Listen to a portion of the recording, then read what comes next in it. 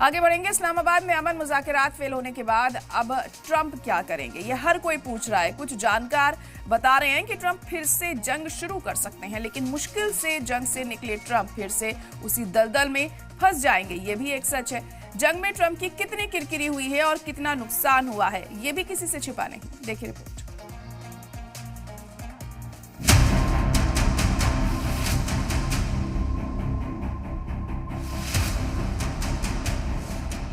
इस्लामाबाद में जब अमन मुज़ाकरात के फेल होने का नायब सदर जेडी वेंस से ऐलान कर रहे थे, उस वक्त अमेरिका में सदर ट्रंप मियामी में मुनक्किद यूएफसी इवेंट में फाइट देख रहे थे। एक फाइटर से हाथ मिला रहे थे।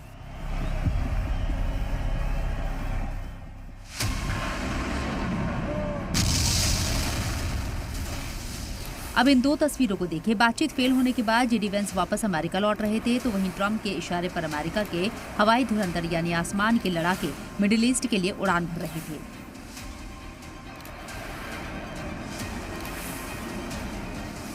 ट्रंप को अंदाजा था कि ईरान के साथ बातचीत कामयाब नहीं हो पाएगी। हालांकि मुज़ाकरात के 21 घंटे के दौरान वेंस ने 10 बार ट्रंप से बात की, लेकिन ना अमेरिका ईरान की शर्तें माना और ना ही ईरान अमेरिका के आगे झुका।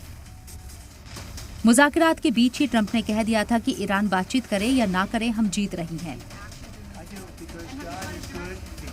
Look, regardless, we win. Regardless what happens, we win. We've totally defeated that country, and so let's see what happens. Maybe they make a deal, maybe they don't. Doesn't matter. From the standpoint of America, we win. मसला ये है कि 40 दिन चली जंग के दौरान भी ट्रंप की यही जबान थी, यही बॉडी लैंग्वेज थी, यही कॉन्फिडेंस था, लेकिन ग्राउंड रियलिटी सब जानते हैं, ईरान जंग हारा नहीं है। ईरान अभी भी उस बारूदी मोड़ में है, शर्तों पर अड़ी है। उसने अहद लिया हुआ है कि झुकेगा नहीं, भले ही ट्रंप इसे नामंजूर करे।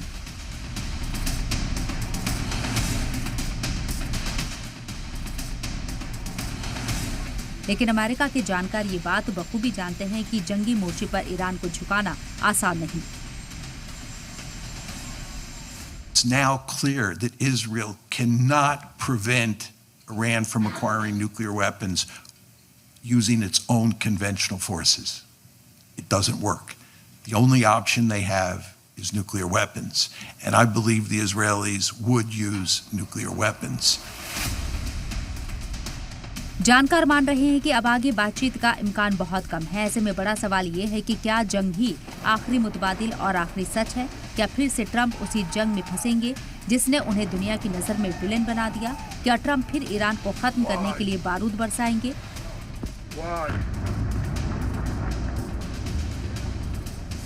We defeated their Navy, we defeated their Air Force, we defeated their anti-aircraft, we defeated their radar, we defeated their leaders are all dead.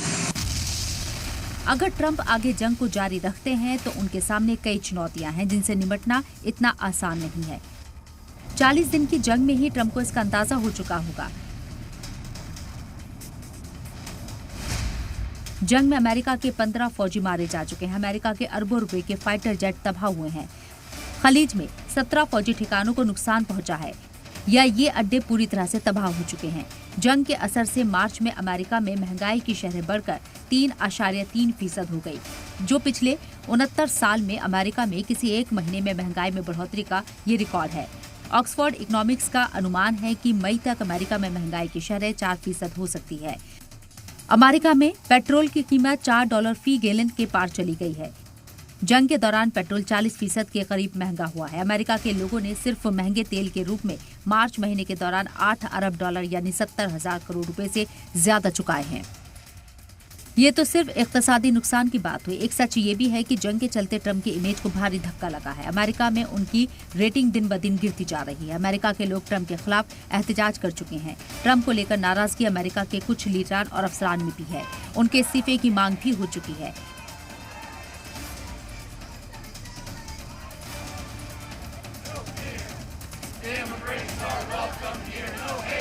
ऐसे में सवाल ये है कि क्या ट्रंप इन हालात में जंग को जारी रखेंगे? क्या फिर से ईरान के खिलाफ अपनी फौज उतारेंगे या फिर अमन मुज़ाकरात के लिए किसी दूसरे रास्ते पर काम होगा? ब्यूरो रिपोर्ट, सलाम टीवी।